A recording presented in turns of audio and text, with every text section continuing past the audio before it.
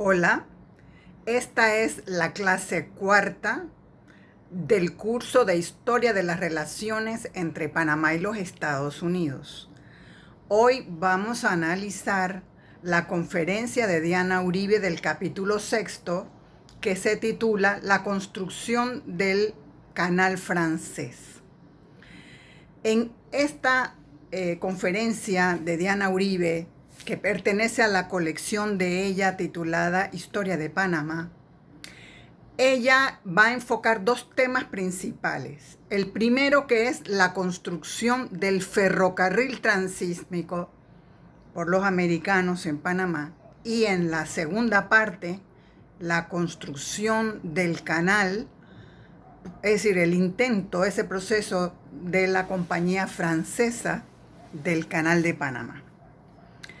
En el primer punto, muy importante, sobre el ferrocarril, recuerden que en buena medida las relaciones entre Panamá y los Estados Unidos van a estar enfocadas en la ruta de Panamá.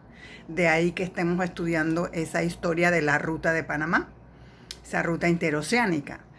Esa ruta había caído un poco en desgracia, habíamos visto en las últimas clases, debido a los constantes ataques de los piratas al Imperio Español.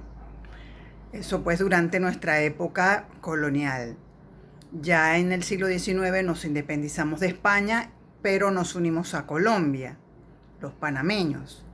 Entonces, cuando se descubre el oro en California, en los Estados Unidos, va a volver a tener un auge la ruta de Panamá. Por eso es que se va a construir este ferrocarril que va a reemplazar a la ruta hispánica colonial, que era una ruta por el río Chagres, una ruta hídrica. Se va a reemplazar por una tecnología más moderna, aunque la ruta va a ser la misma, que es la del ferrocarril. Se le va a llamar el ferrocarril transísmico. Se lo va a construir entonces una compañía norteamericana. Y Wall Street, allá pues en Estados Unidos, especialmente en Nueva York, va pues a especular mucho sobre esta empresa. Es una mega obra, un mega proyecto, como se le llama ahora, pues de infraestructura, y consiguen pues realmente levantar mucho dinero para construirlo. Para lograr construirlo, los Estados Unidos necesitaban un tratado con Colombia que les permitiera construir el ferrocarril por Panamá. Ese tratado efectivamente se va a dar en 1846 y se llama el Tratado Mayarino-Bitlack. Ese tratado no solo le va a permitir a Estados Unidos construir el ferrocarril transísmico, sino custodiarlo. Vamos a ver que esto va a tener repercusiones sobre la soberanía de Colombia en Panamá y la de los propios panameños posteriormente. Entonces se firma el Tratado Mayarino-Bitlack en el 46 y no es sino hasta el 55, casi 10 años más tarde, que se inaugura el ferrocarril, que también costó muchas vidas y fue también una epopeya tan grande, pues casi como la del canal posteriormente, especialmente pues a finales del siglo XIX y principios del XX.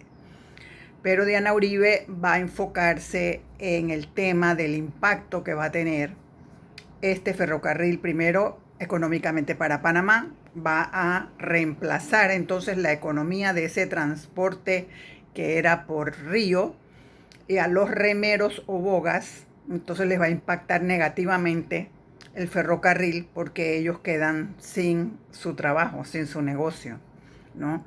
De transportar productos y personas de un lado para el otro, ¿no? Del Pacífico para el Atlántico y viceversa. Ella explica muy bien cómo estos bogas o remeros van a tener que trasladarse a la ciudad de Panamá, casi todos ellos, y se van a convertir como en comerciantes ambulantes de frutas en el mercado, básicamente. Entonces, bueno, ese es un fenómeno de tipo sociológico que va a ocurrir en Panamá. También van a venir a la ciudad de Panamá especialmente, pero también, claro, en el área del Atlántico, en Portobelo, un montón de viajeros, un montón de aventureros que van a ir a la California en búsqueda de oro y que tienen que pasar por Panamá. Esto va a crear en Panamá pues un ambiente de inestabilidad y de violencia, porque muchos de ellos pues son unos forasteros, gente de mal haber, ¿no? Bandidos, pues como lo podemos ver en las películas de la época, que pues estudian la época, y efectivamente Panamá sufre pues toda esa situación.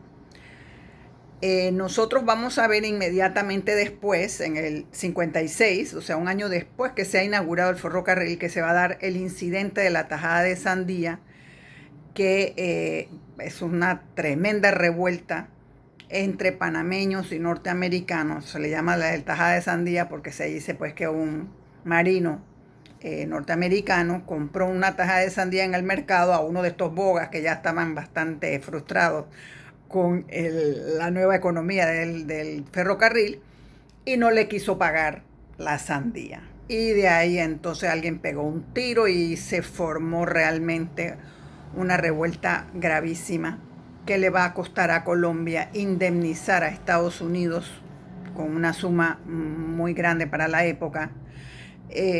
Pero lo que señala de una manera muy puntual, muy astuta, Diana Uribe, es que este incidente va a dar como un precedente de que Estados Unidos invadió Panamá, lo ocupó por esos días, para presionar a que se le indemnizara. De otra manera pues se iba a quedar, ¿no?, ocupando su ejército pues en el área, supuestamente para proteger no solamente a los ciudadanos norteamericanos que usaban el ferrocarril, sino para proteger las propias instalaciones del ferrocarril. Recuerden pues que el tratado Mayarino-Vidlac le permitía esto a los Estados Unidos, ¿no?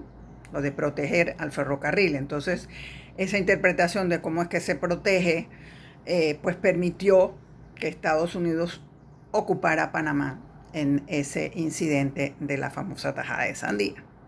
Para el futuro, nosotros vamos a ver que a partir de ahí Estados Unidos efectivamente va a invadir muchas veces a Panamá. Así que por eso ella lo señala como un evento interesante de recordar.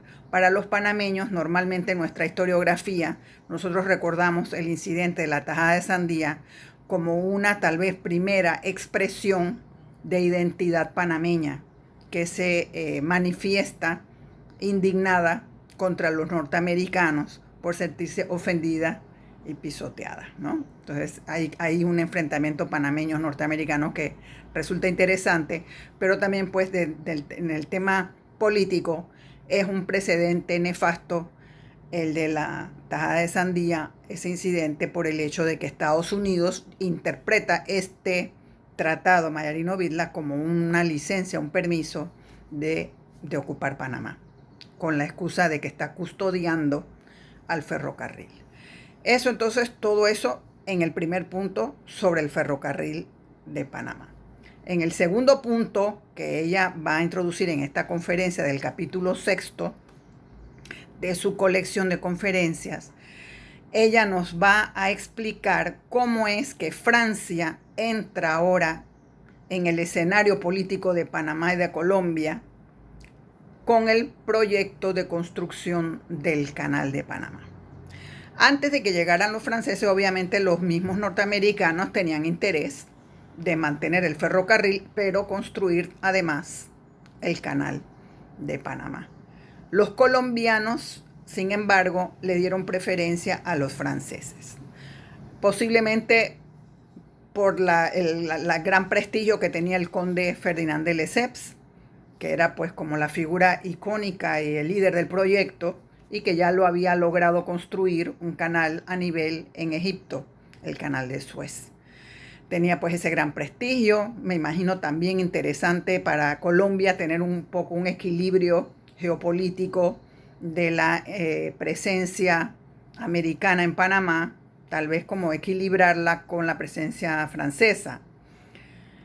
Así las cosas, entonces se inicia la construcción del Canal de Panamá, y muy prontamente los franceses se dan cuenta que no puede ser a nivel, una sola zanja, sino que tiene que ser con esclusas debido a la topografía de Panamá.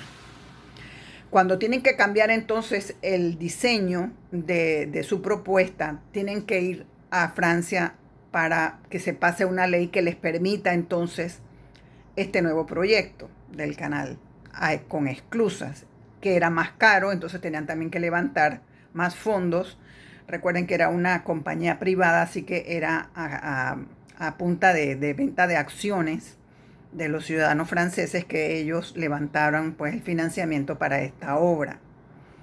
Esto trajo muchísimas calamidades. Ella nos va a explicar, entre otras cosas, para que pase la ley allá en Francia se disparan las coimas y toda la corrupción que genera ese tipo de lobby y de negociación para las leyes, lo que hace que el mismo proyecto se haga cada vez más caro. Por otra parte, en Panamá, la fiebre amarilla matando trabajadores y a los mismos ingenieros franceses y sus familias, lo que hacía también más costoso contratarlos, había que contratarlos con salarios muy grandes y en términos muy lujosos para atraerlos a esa aventura de Panamá que era pues un peligro también, era una amenaza para sus vidas. En medio de todo esto, que se está pues aprobando esa ley para el proyecto francés de la construcción del canal por esclusas, entonces se corre un rumor, una mentira, de que el conde de Lesseps había muerto en Panamá, que era la figura como que inspiraba la confianza de los franceses y que como en la época había tan malas comunicaciones, no se podía desmentir rápidamente. Así que ese rumor, que fue mentiroso, desplomó el proyecto de Panamá. El proyecto de esa construcción del canal por los franceses. En la bolsa de Francia se cayeron pues, también los valores del mismo proyecto. Y entonces Diana Uribe nos señala que es debido a ese sabotaje financiero que el proyecto francés fracasa en Panamá. Al mismo tiempo, ella menciona, los Estados Unidos también hacen correr el proyecto de que ellos van a construir un canal por Nicaragua. Entonces, en este momento, ese otro proyecto también ataca y le da menos viabilidad al proyecto de Panamá. Así que esto es muy interesante porque para la historiografía panameña no se nos habla mucho de este sabotaje financiero que va a beneficiar a los norteamericanos como futuros constructores del Canal de Panamá. Los dejo aquí entonces. Escuchen con atención la fascinante exposición de Diana Uribe en su conferencia y cualquier pregunta nos comunicamos por el WhatsApp del grupo de Historia 165. Les manda un abrazo su profesora Ana Elena Porras.